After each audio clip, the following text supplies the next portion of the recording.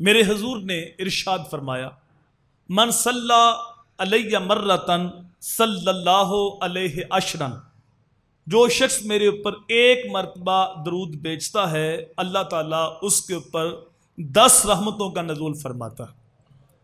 رسول کریم صلی اللہ علیہ وآلہ وسلم کی ذات پہ ایک بار درود بھیجا تو اس کے اوپر 10 رحمتوں کا نزول ہوا۔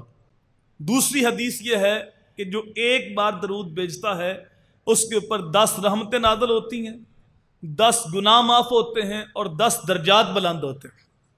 کوئی بھی ہم عمل کرتے ہیں، یا وہ اچھا عمل ہوگا یا وہ برا عمل ہوگا۔ اچھا عمل ہوگا تو دائیں کندھے والا فرشتہ حرکت میں آئے گا اور اس کی نیکیاں لکھے گا۔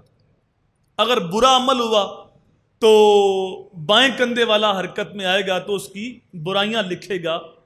لیکن درود پاک ایسا وظیفہ ہے، جب بندہ درود پڑھتا ہے تو بیک وقت دونوں فرشتے حرکت میں آتے ہیں، دائیں کندھے والا نیکیاں لکھ رہا ہوتا ہے اور بائیں کندھے والا گناہ مٹا رہا ہوتا ہے، اور اللہ تعالیٰ اس کے 10 درجے بلند کر دیتا ہے۔